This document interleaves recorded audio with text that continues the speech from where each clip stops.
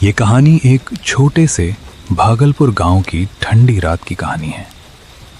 हर तरफ कड़कड़ाती ठंड फैल चुकी थी और इस गांव के बहुत से राज अब भी छुपे हुए थे। गांव में चौपाल के कोने में एक छोटा सा चाय का दुकान था, जहां गांव के कुछ लोग आया करते थे। आज भी कुछ लोग उस चाय का दुकान पर ठंड के मौसम का मजा ले रहे थे। ये लो, ठंड का मजेदार मौसम भी आ गया भाइयों। हाँ, और सुकेश भाई, इस मौसम में फिर इस तरह के ढाबे की चाय का तो अलग ही मजा है। हाँ, तो सही कह रहा है। ऊपर से इस वक्त पूरे गांव में ये ठंड भी बढ़ जाती है। लेकिन यही तो मजा आता है, पूरा अंधेरा और ये ठंड हो जाती है और हम दोस्त यहाँ इकट्ठा होकर चाय का मजा लेते हैं। मेरा तो दिल करता है कि इस बरसात की पूरी रात यहाँ तुम दोस्तों के साथ गुजार लो। हाँ, वो सब तो ठीक है, लेकिन तुम लोग शायद एक बात भूल रहे हो। इस रात में जब चंपक चाचा की कहानी हो जाती है तो मजा और भी डबल हो जाता है। वैसे मुझे लगता है ये चाचा की कहानियां सब झूठी होते हैं। नहीं, ऐसा नहीं है। चाचा के किस्से सिर्फ झूठी कहानियां नहीं होते, बल्कि सारे किस्से उनके सच होते हैं। अरे अब छोड़ भी दो भाई, मुझे तो पहले से ही नहीं लगता कि चंपक चाचा की कहानियां सच होंगी। आजकल के दौर में ऐसा कहाँ होता है, ये भूत चुड़ैल और छलावा वगैरह। लेकिन हकीकत तो यही है कि चाचा की बातें सब सच होती हैं। अच्छा, तुम लोग बहस न करो। ये चाचा अभी तक आए क्यों नहीं? मैंने कहा भी था कि थोड़ी देर में यहाँ आ जाना। वो लोग एक दूसरे के साथ बातें कर रहे थे कि तभी वहां चंपक चाचा आ जाते हैं और उधर आसमान में बिजली की कड़क की आवाजें गूंज रही थी। चलो वो देखो, चंपक चाचा भी आ गए। अब इस बरसात में यहाँ ढाबे का असली मजा आएगा। कैसे हो तुम सब? लगता है कि मैंने तुम सबको आज बहुत इंतजार करवाया। हाँ चाचा, बात तो आप सही कह रहे हैं। हम सब आपका ही इंतजार कर रहे थे। लेकिन क्या हुआ, आपको आज इतनी देर क्यों हुई? बेटा, वो आज मेरी बीवी की तबीयत थोड़ी ठीक नहीं थी, तो उसके देखभाल के कारण यहाँ आने में थोड़ी देर हो गई। अच्छा, चले कोई बात नहीं। हम तो समझ रहे थे कि आज तो आप बिल्कुल नहीं आएंगे। हमें वैसे भी यहाँ आपके कहानियों के बिना बिल्कुल भी मजा नहीं आता। मुझे खुद भी यहाँ तुम लोगों के साथ बातें करने में बहुत अच्छा लगता है। अच्छा चलो चाचा, अभी हम सब बैठे हैं, बस आप आ जाइए और ये बताइए कि आज हम सबको आप कौन सा किस्सा सुनाएंगे। अच्छा ठीक है, अब मैं आ गया हूँ और अब मैं आप सबको एक सच्चा किस्सा सुनाता हूँ। चंपक चाचा भी अब वहां उनके साथ बैठ जाते हैं और उन्हें किस्सा सुनाना शुरू कर देते हैं।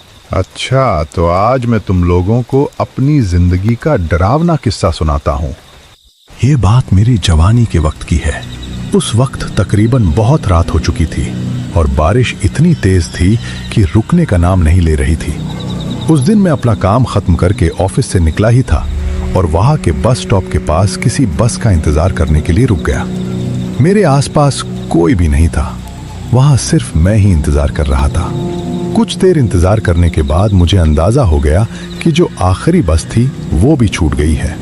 तभी मेरी नजर रोड पर पड़ी तो मैंने वहां एक अजीब सी बूढ़ी औरत दिखी। वहां अंधेरा ज्यादा था, इसलिए मुझे साफ कुछ नजर नहीं आ रहा था। तभी आसमान में जोर से बिजली कड़की, जिससे मेरा ध्यान वहां से हट गया और जब दोबारा मैंने उस जगह पर देखा तो वहां कुछ भी नहीं था। ये बात मुझे अजीब लगी और मैं उसी बारे में सोच ही रहा था कि तभी वहां से एक खूबसूरत सी साड़ी में एक लड़की मेरी तरफ आने लगी। वो वहां आकर मेरे पास रुक गई और ऐसा लग रहा था कि वो भी किसी काम से आकर बस का इंतजार कर रही हो। क्या हुआ जी? आप इतने डरे हुए क्यों हैं? और इतनी रात यहाँ अकेले क्या कर रहे हैं? मुझे डर लग रहा है, यहाँ बहुत अंधेरा है। डर? किस चीज का डर? मुझे इस अंधेरी रात से और इस रास्ते से डर लग रहा है। क्या आपको डर नहीं लग रहा यहाँ? नहीं, मुझे तो डर नहीं लग रहा। इसमें डरने की क्या बात है? बस सिर्फ रात ही तो है और बारिश है बस। अच्छा आप बताइए, आप इतने रात को अकेले यहाँ क्या कर रहे हैं? और आप कहाँ जा रहे थे? मैं अपना काम खत्म करके घर जा रही थी और बस में जाने के लिए जब यहाँ आने वाली थी तभी मुझे सामने सड़क पर एक अजीब सी भूरी औरत नजर आई। इसी वजह से अब मुझे डर लग रहा है। उसकी ये बात सुनकर मैं डर सा गया, क्योंकि अभी थोड़ी देर पहले मेरे साथ भी ऐसा हुआ था। पहले मुझे लगा था कि शायद ये मेरा वहम हो गया, लेकिन वो मेरा वहम नहीं था। अच्छा, आपका घर कहाँ है? ये साथ वाले बिहारपुर गांव में है मेरा घर। अगर आप मेरी थोड़े से मदद कर देते और मेरे साथ वहां तक चले जाएं तो बहुत अच्छा होगा, क्योंकि बस तो जा चुकी है और मुझे अकेले जाने में डर लग रहा है। हाँ ठीक है, मेरे घर का रास्ता भी उसी गांव की तरफ है। चलिए आप मेरे साथ चलें, मैं आपको आपके घर तक छोड़ दूंगा। जैसे ही मैंने ये कहा, वो लड़की तो जैसे मेरे साथ जाने के लिए कब से तैयार बैठी थी। और अब उस सफर पर हम दोनों साथ में निकल पड़े। हम दोनों पूरे रास्ते बातें करते जा रहे थे। मुझे जो पहले थोड़ी सी डर लग रही थी, अब बिल्कुल भी नहीं लग रही थी, क्योंकि अब मेरे साथ वो लड़की भी उस सफर में थी। हम दोनों पूरे रास्ते उस बारिश में भीग रहे थे। पूरे रास्ते में अजीब अजीब सी आवाजें आ रही थी। एक जगह तो हमें ऐसी आवाजें आने लगी जैसे कोई दूर खड़ा रो रहा हो। हम दोनों रास्ते पर चलते गए और वो रोने की आवाजें उतनी ही आती रही। फिर हम दोनों एक जगह पर रुक गए। अरे आपने कोई आवाज सुनी क्या? जी, कैसी आवाजें? अरे ऐसी आवाज जैसे कि कोई इस सुनसान जगह पे रो रहा हो। तो क्या तुम्हें भी ये आवाजें आ रही हैं? मैं तो समझा कि शायद सिर्फ मुझे ही ये आवाजें आ रही हैं, लेकिन छोड़ो, मुझे तो लगता है कि कहीं दूर कोई बिल्ली रो रही होगी बस, या फिर ये बारिश की आवाजें होंगी। आप डरे मत, यहाँ कुछ नहीं है। नहीं जी, ये कोई बिल्ली के रोने की आवाज नहीं थी, ये तो किसी इंसान के रोने की आवाज थी। मुझे तो बहुत डर लग रहा है। अरे अरे, डरने की तो कोई बात नहीं, आप बस मेरे साथ चलते जाइए, यहाँ कुछ नहीं है। आपको शायद पता नहीं है ना, इसलिए आप ऐसा कह रहे हैं। आज काली रात है ना, और सुना है कि इन काली रातों में यहाँ छलावे घूमते हैं। अरे चलावा पलावा कुछ नहीं होता। क्या आप भी इन फजूल बातों पर यकीन करती हैं? अजीब बात है। वैसे अच्छा, अब छोड़ें ये फजूल बातें और आप बस मेरे साथ चलें, मैं आपको आपके घर तक पहुंचा दूं। वहाँ वो खौफनाक आवाजें तो मुझे भी आ रही थी, लेकिन मैंने उस पर ज्यादा ध्यान नहीं दिया। सच बताऊं तो उस दिन डर मुझे भी लगने लगा था, लेकिन मैं उस लड़की के सामने उसे और नहीं डराना चाहता था, इसीलिए मैं उसे दिलासा दे रहा था। हम दोनों फिर से चलने लगे।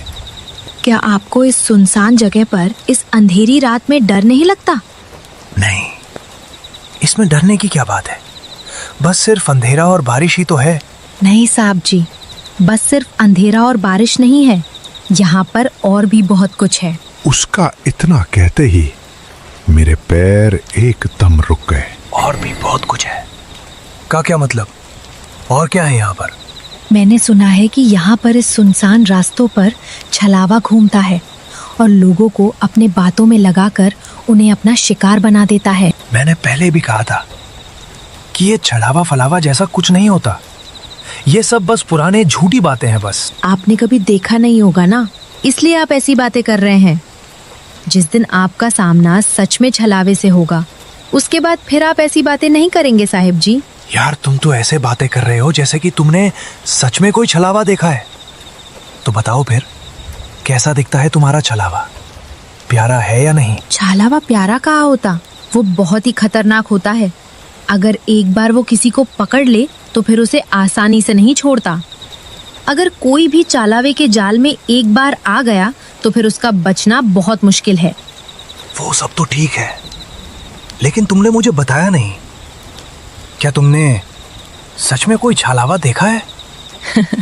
हाँ साहब जी, मैं छलावा ही तो हूँ। उसका यह कहते ही मैं एकदम से रुक गया, मगर जब मैंने पीछे देखा तो वो लड़की वहां नहीं थी।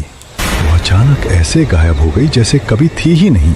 अब मुझे उसके बातों से डर महसूस होने लगा था। मुझे समझ नहीं आया कि वो आखिर कौन थी और अचानक ऐसे कैसे गायब हो गई। मैं अब बहुत ज्यादा डरा हुआ था। मेरा पूरा जिस्म मानो जैसे थम सा गया हो। मैंने इधर उधर देखे बिना ही फिर से चुपचाप चलना शुरू कर दिया, क्योंकि मेरे पास और कोई रास्ता नहीं था। मैं वही था जो ये चलावा भूत पर यकीन नहीं करता था, लेकिन अब उस लड़की की बातों की वजह से मैं डरने लगा था। मैं बस किसी तरह इस रास्ते को पार करना चाहता था। वो रास्ता खत्म होने का नाम ही नहीं ले रहा था। अरे साहब जी, क्या हुआ? आप तो लगता है डर गए। ये आवाज सुनते ही मैं एकदम रुक गया और पीछे देखा तो मेरे होश ही उड़ गए। अब वहां पर वो लड़की फिर से खड़ी थी। अब मुझे उस लड़की से बहुत डर लग रहा था। अरे तुम कहाँ चले गए थे? अरे साहब जी, आप तो डर ही गए। मैं तो बस आपके साथ मजाक कर रही थी। तुमने तो मुझे सच में ही डरा दिया था। लेकिन साहिब जी, आप तो कह रहे थे कि आप चलावा पलावा से डर नहीं लगता, तो फिर आप किस चीज से डर रहे थे? उसके इस सवाल का अब मेरे पास उस वक्त कोई जवाब नहीं था, इसलिए मैं कुछ न बोल सका और चुपचाप वहां से हम दोनों साथ में दोबारा जाने लगे। देखो लड़की, रात के वक्त इस तरह के मजाक ठीक नहीं होते। क्यों साहब जी, आप भी मेरे मजाक से डर गए थे ना? नहीं, मैं डरा नहीं था, बस थोड़ा सा परेशान हो गया था कि तुम कहाँ चले गए। अच्छा, तो मतलब कि अभी भी आपको लगता है कि छलावा वगैरह कुछ नहीं होता? अच्छा तुम अब बस ये बातें छोड़ो ना, कोई और बात करते हैं। अच्छा देखो, अब बस हम घर पहुंचने ही वाले हैं। नहीं साहब जी, घर तो अभी बहुत दूर है। लगता है कि तुम्हारा इस रास्ते से ज्यादा आना जाना रहता है, इसलिए तुम्हें रास्तों का पता है। क्या हर रोज इस रास्ते में अकेले जाने से तुम्हें डर नहीं लगता?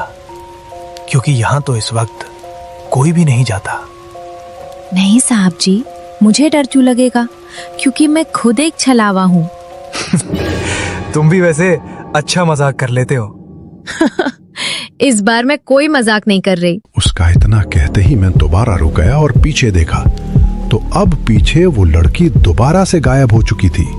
ये देखकर अब मैं सच में बहुत घबरा गया था। देखो लड़की, रात बहुत हो चुकी है और हमें जल्दी बाहर जाना है, तो प्लीज ऐसा मजाक बार बार मत करो। मुझे वैसे भी ऐसे मजाक बिल्कुल भी पसंद नहीं। अब चलो, मजाक ना करो और जल्दी से बाहर आओ। अब हमें घर भी पहुंचना है। मैंने उसे बहुत आवाज दी, लेकिन वो बिल्कुल भी बाहर नहीं आई। देखो, अगर तुम 2 मिनट में बाहर नहीं आए तो मैं इस बार तुम्हें यहाँ अकेले छोड़कर चला जाऊंगा। मैं सच में इस बार तुम्हें यहाँ छोड़कर चला जाऊंगा, तो प्लीज अब निकलो। अब मेरे बार बार कहने पर भी वह बाहर ना आई और मैंने वहां से जाने का सोच लिया था, लेकिन मुझे उस लड़की की भी थोड़ी फिक्र हो रही थी। आखिरकार रात बहुत काली हो चुकी थी और बारिश भी थी, इसलिए मुझे वहां से जाना ही ठीक लगा। अब थोड़ा चलते चलते जब मैंने रास्ते को देखा तो वो रास्ता उसी तरह का था जहां से मैं पहले जा चुका था। जब मैंने चारों तरफ देखा तो मुझे ये महसूस होने लगा था कि यहाँ कुछ न कुछ ठीक नहीं है, लेकिन अब मुझे कुछ समझ नहीं आ रहा था और मेरे पास कोई और रास्ता भी नहीं था, इसलिए मैं बस चलता ही जा रहा था। चलते चलते अचानक मेरे पीछे से मुझे किसी के चलने की आवाजें आने लगी, जैसे कोई मेरे पीछे पीछे चल रहा हो। उस आवाज ने अब मुझे और भी ज्यादा डरा दिया और वो कदम लगातार मेरे पीछे ही आ रहे थे। साहब जी, अब आप यहाँ इस छलावे से निकल नहीं सकते। वह आवाज मुझे जानी पहचानी लगने लगी और वह आवाज किसी और की नहीं बल्कि उसी लड़की की थी। जब मैंने पीछे मुड़कर देखा तो जो मैंने देखा उसे देखकर सच में मेरा दिल बैठने लगा। पीछे अब वह लड़की नहीं बल्कि लगभग 100 साल की एक बूढ़ी औरत खड़ी थी। उसका पूरा शरीर किसी जानवर की तरह था। वो लड़की अब पूरी तरह बदल चुकी थी। उसका भयानक हुलिया देखकर मैं सच में सन्न रह गया। वह सारा मंजर देखकर उस वक्त डर के मारे मेरी पैंट गीली हो गई और मैं जल्दी से वहां से भागने लगा। मैं तेज वहां से चलने लगा। मैं बस किसी तरह उस छलावे के देह से बाहर निकलना चाहता था। तभी वहां एक रिक्शे में बैठा आदमी मेरे सामने आ गया और मैं उसके साथ बैठकर तुरंत वहां से चला गया। बाद में मुझे उस आदमी से पता चला कि उस सुनसान रास्ते पर काली रात में अक्सर छलावे घूमते रहते हैं जो लोगों को अपना शिकार बनाकर खत्म कर देते हैं। लेकिन उस दिन मेरी किस्मत अच्छी थी, इसलिए मैं वहां